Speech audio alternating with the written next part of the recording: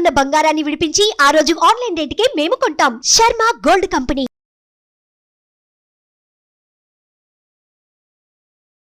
నమస్కారం, నేను మీ జాహ్నవి. మనతో ఉన్నారు ప్రముఖ జ్యోతిష్య వాస్తు పండితులు, అగ్ని ఉపాసకులు, భారతీ శంకరపీఠ వ్యవస్థాపకులు, బ్రహ్మశ్రీ అన్నవరపు తిరుపతి మూర్తి అవధాని గురువు గారు. అయితే శ్రావణ మాసంలో ఉన్నాము. శ్రావణ శుక్రవారం వరలక్ష్మి వ్రతానికి ప్రత్యేకమైన విధి విధానాలు ఉంటాయి, చాలా ప్రత్యేకత ఉంటుంది కదా. మరి ఆ వివరాలు ఏంటో గురువు గారి మాటలు అడిగి తెలుసుకుందాం. నమస్కారం గురువు గారు. ఓం శ్రీ మహాగణాధిపతయే నమః. అయితే గురువు గారు, శ్రావణ శుక్రవారం, ముఖ్యంగా వరలక్ష్మి వ్రతం 2వ శుక్రవారము చాలా ప్రత్యేకము. స్త్రీలందరూ కూడా ఆ రోజు వరలక్ష్మి వ్రతాన్ని జరుపుకుంటూ ఉంటారు. ఈసారి ప్రత్యేకత ఏమైనా ఉందా? అసలు ఈసారి విధి విధానాలు ఎలా చేస్తే మరింత మెరుగైన ఫలితాలు వస్తాయంటారు? తప్పకుండా అమ్మా, ఇటువంటి ప్రశ్నలన్నీ మీరు నన్నే అడుగుతారు. నాకా నిదానంగా ఓర్పుగా సహనంగా సమాధానం చెప్పడం ఏమో ఇష్టం ఉండదు. అంటే ఎందువల్ల అంటున్నానంటే అమ్మా, క్రితం సంవత్సరం అంత క్రితం సంవత్సరం నుంచి నేను చూస్తున్నా. మనము వరలక్ష్మి వ్రతము అని అనగానే ఎక్కడ చేసుకోవాలి? మన ఇంట్లో మనం చేసుకోవాలి. ఎందువలన చేసుకోవాలి? ఆ అమ్మవారి యొక్క అనుగ్రహంతో ఇంట్లో పాలు పొంగినట్టుగా సుఖ సంపదలు పొంగాలి, సుఖశాంతులు ఉండాలి, ప్రశాంతమైన వాతావరణం కావాలి అని చెప్పి మనం చేసుకుంటాము. ఇందులో మీరు ఇప్పుడు అడిగారు, ఈసారి ఏదైనా ప్రత్యేకంగా ఉందా చేసుకుంటే ఇంకా బాగుండటానికి అన్నారు. ప్రత్యేకంగా ఏమీ చేయక్కర్లేదమ్మా. ఆ వరలక్ష్మి వ్రతం అనేటువంటిది వేల సంవత్సరాల పూర్వమే ఋష్యాదులు మునులు చెప్పారు, ఇలా చెయ్యండి అని చెప్పి. ఆ విధానాన్ని తప్పకుండా ఆచరిస్తే చాలు. ఇవాళ నేనేదో ఇక్కడ కూర్చొని నేను చెప్పినట్టు చెయ్యండి, నేను చెప్పిన పువ్వు వేయండి, నేను చెప్పిన ప్రసాదం పెట్టండి చెప్పక్కర్లా. మనం ఎవరని చెప్పడానికి ఏం చెప్తాము అమ్మా? పూర్వం నుంచి ఒక విధానం చెప్పబడి ఉన్నది. చెప్పబడినటువంటి విధానాన్ని మాత్రం తప్పకుండా కొత్తవి పెట్టవద్దు. ఉన్నదాన్ని తీసివేయకుండా చేసుకొని సుఖంగా ఉండండి అమ్మా అని చెప్తాం. కానీ ఇప్పుడు జరుగుతున్నది ఏంటంటే అమ్మా, అది మన కర్మ ప్రారంధం అనుకోవాలో, గొప్పతనంగా మనం చేసి దారైపోయే దరిద్రాన్ని నెత్తిని పెట్టుకుంటున్నాం అనుకోవాలి, నాకు అర్థం కావట్లా. ఈ సామూహిక సత్యనారాయణ స్వామి వ్రతాలు, సామూహిక వివాహాలు, సామూహిక ఉపనయనాల వల్లే సామూహికంగా కూడా ఇవన్నీ కూడా ఈ వరలక్ష్మి వ్రతాలు వచ్చేసాయి. ఏదైనా ఒక మండపం, ఆ మండపంలో ఒక 100 మందిలో 200 మందిలో కూర్చోబెట్టి చేయిస్తున్నారు. అలా చేయకూడదంటారు. ఎక్కడి నుంచి వచ్చింది అది? మీకు ఏ విధానంలో మీకు అనుసరించింది? అంటే మీకు గొప్పతనం కావాలా, సౌభాగ్యం కావాలా, మాంగళ్య బలం కావాలా, సౌశీల్యత కావాలా, లేదంటే ఓన్లీ మాకు గొప్పతనమే కావాలా? ఏది కావాలి? గృహం వృద్ధి చెందాలి అంటే ఎక్కడ చేయాలి దాన్ని? అంటే వరలక్ష్మి వ్రతం చేసుకుంటున్నప్పుడు వేరే వాళ్ళ ఇళ్ళకి మనం వెళ్ళొచ్చా, వెళ్ళకూడదు అంటారా? మీరు వాయినాలు తీసుకోవడానికి వెళ్ళండి, పిలిచివ్వండి, దాన్ని నేను కాదనట్లేదండి. ఈ వ్రతాలే తీసుకువెళ్ళి ఎక్కడో ఇంకొక చోట చేయొద్దు అంటున్నా. ఇప్పుడు ఎవరో చేరుతారు, ఫలానా పెద్ద వ్యక్తి వస్తున్నారు, అంత మహా వ్యక్తి, ఆయనకి అంత జుట్టు ఉంది, ఇంత గడ్డం ఉంది, ఇంత పేరు ప్రతిష్టలు ఉన్నాయి, ఆయన ఫలానా చోటు చేస్తున్నారు, అందరూ వరలక్ష్మి వ్రతానికి రండి అని అంటారు. కొంచెం నా చిన్నప్పటి నుంచి నేను చూస్తున్నా కదా, వరలక్ష్మి వ్రతం అని అంటే ఖచ్చితంగా అందరూ ఇంట్లోనే, ఎవరింట్లో వారు చక్కగా మామిడి బండలు కట్టుకొని అమ్మవారిని అలంకారం చేసుకుంటున్నారు. ఏ గుళ్ళో కూడా, ఇంటి ఎదురుగుండా ఉన్న గుళ్ళో కూడా ఈ వెళ్ళి వరలక్ష్మి వ్రతాలు ఎప్పుడు చెయ్యలేదు. ఇవాళ ఎలా దీన్ని చేస్తున్నారు, దీనికి ప్రమాణం ఏదైనా ఉన్నదా అనేటువంటి విషయం తెలుసుకునే ప్రయత్నం చేస్తున్నారా? కిందసారి కూడా ఎక్కడో ఒక కళ్యాణ మండపం దాంట్లో చాలామంది, నాకు అనిపించింది, ఏం కర్మ భగవంతుడా, సుఖానున్న ప్రాణాన్ని దుఃఖాన్ని పెట్టుకోవడం కాకపోతే ఏంటి దౌర్భాగ్యం అనుకున్నాను. అందరికీ ఏమొస్తుంది, అదేంటండి గురుగారు అలా మాట్లాడతారు, వరలక్ష్మి వ్రతం చేయడం తప్ప? చేయడం తప్పు కాదమ్మా, ఇట్లా చేయడం తప్పు.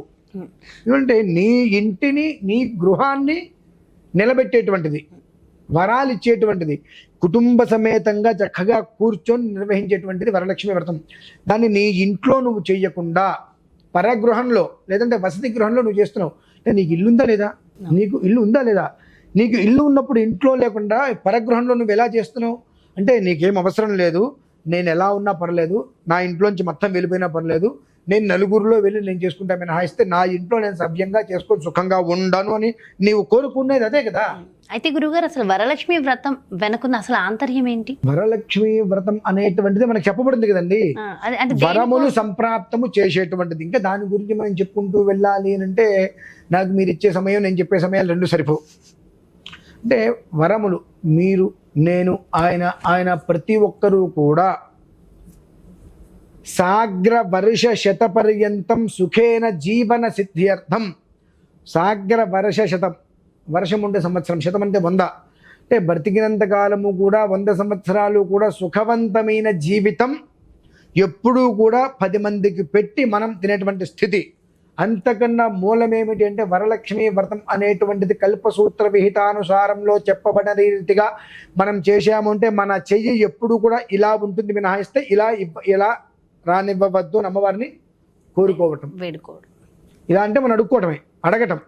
ఇలా అంటే ఎప్పుడూ కూడా మనం పెట్టేటువంటి స్థితిలో మాత్రమే ఉండే స్థితి. నాకు అటువంటి వరాన్ని ఇవ్వు తల్లి అని అవి మనం అడగటం. అది మన గృహంలో పెట్టుకుంటున్నప్పుడు ఏ గృహంలో అయితే చేస్తున్నామో ఆ గృహం అనేటువంటిది అపారమైనటువంటి ధన కనక వస్తు వాహనాది పుత్రపుత్ర ధేనుకాంచలాన్ని అన్నీ కూడా అభివృద్ధి చెందాలి తల్లి అని మనం కోరుకుంటాం. కానీ మన గృహాన్ని వదిలిపెట్టి చేసి పరగృహమునందు వసతి గృహం నందు మనం చేస్తున్నాము అంటే మనకు కళ్ళు నెత్తికెక్కినవి అనుకోవాలా, అహంకారం పెరిగింది అనుకోవాలా, లేదంటే కనుక ఐశ్వర్యం అనేటువంటిది మన దగ్గర నుంచి వెళ్ళిపోయేటువంటి స్థితి మనకు కనిపించి మనం ఆ పని చేస్తున్నాం అనుకోవాలా. అలాగే గురుగారు తాంబూలం ఇచ్చే విధి విధానంలో కూడా అనేక రకాల రిటర్న్ గిఫ్ట్లు ఇస్తున్నారు, అది అలా ఇవ్వవచ్చు అంటారా? అంటే నేను రీసెంట్గా ఒక 5-6 రోజుల క్రితం ఇదే డిస్కషన్ వచ్చింది. ఎవరో ఒకళ్ళ ఇంటికి ఏదో ఇట్లా వెళ్తూ వాళ్ళకి నేను గిఫ్ట్ తీసుకెళ్తాము అన్నారు. గిఫ్ట్ తీసుకెళ్తామంటే వెళ్తూ ఈ శ్రావణవాసం వ్రతాలలో వరలక్ష్మి వ్రతాలలో ఇలా ఏంటి అనగానే గురుగారు మీరు ఏమనుకోకండి మీకు లౌక్యం తెలియట్లేదు అన్నారు. ఏంటమ్మా అంటే వాళ్ళు ఏదైనా ఒక వ్రతం చేసుకుంటున్నారు, అప్పుడు వాళ్ళు వాయనం ఇస్తే మనం వాళ్ళకి ఏదైనా రిటర్న్ గిఫ్ట్ ఇస్తేనే మన గొప్పతనం అక్కడ ఉంటుంది. మనం ఇంతటి వాళ్ళని తెలుసుకోవాలంటే మనం వాళ్ళకి ఏదైనా రిటర్న్ గిఫ్ట్ ఇవ్వాలి, మనం ఇవ్వాలి. మరి వాళ్ళు కూడా తాంబూలంతో పాటు అదే అంటున్నా. అసలు పసుపు కుంకుమ ఇవ్వాల్సిన తాంబూలాలు పోయినాయి, దానికి ఏవో వెండి గిన్నెలు ఏవో రకరకాలవి ఇస్తున్నారంటే అక్కడ ఏంటి వరలక్ష్మి వ్రతం అనేటువంటిది వాస్తవాన్ని పక్కన పెట్టేసేసి వైభవ వ్రతం చేస్తున్నారు.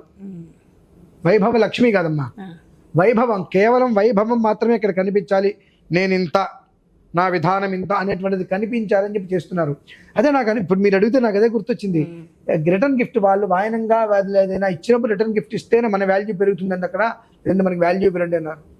అంటే అక్కడ అమ్మవారి విధానం కన్నా నీకు వాల్యూ ఇంపార్టెంట్ అయిందా? నీ వాల్యూ పట్టుకుని వేలాడుతుంది జీవితకాలం అంతే. అలాగే గురువుగారు వరలక్ష్మి వ్రతానికి ఖచ్చితంగా బంగారం కొనుక్కోవాలి, రూపు కొనుక్కోవాలని అంటూ ఉంటారు కదా, ఖచ్చితంగా కొనాలి అని ఏమైనా ఉంటుందంటారా? లేదమ్మా. మరి కొనాలి లేదా అసలు? మా లక్ష్మి నువ్వు ఒక రూపాయిని పెట్టు. ఇప్పుడు మనం ఏం చెప్తున్నామనంటే అందులో కథ అనేటువంటిది దాని విధానం జాగ్రత్తగా చూసుకున్నట్లయితే కలశ స్థాపన చేసేటప్పుడు ఏమంటున్నారు అక్కడ, బంగారపు చెంబు పెట్టు, వెండి చెంబు పెట్టు, రాగి చెంబు పెట్టు, ఇత్తడిది పెట్టు, శక్తి లేదు మట్టిది ముందు ఉంటుంది అదైనా పెట్టు అని అంటున్నారు.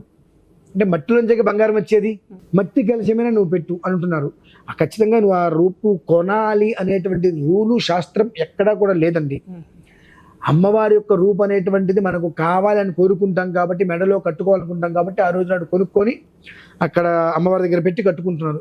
నీ మెడలో ఉన్నది 4 రూపులు ఉన్నాయి, ఆ 4 రూపులు శుభ్రంగా కడిగి, బంగారానికి ఎప్పుడూ దోషం ఉండదు. స్వర్ణం పవిత్రమమలం, స్వర్ణం పాప ప్రణాశనం. బంగారం అనేటువంటిది మన ఒంటి మీద ఉంది అంటే ఎప్పటికప్పుడు చేసిన పాపాలను అది హరిస్తూనే ఉంటుంది.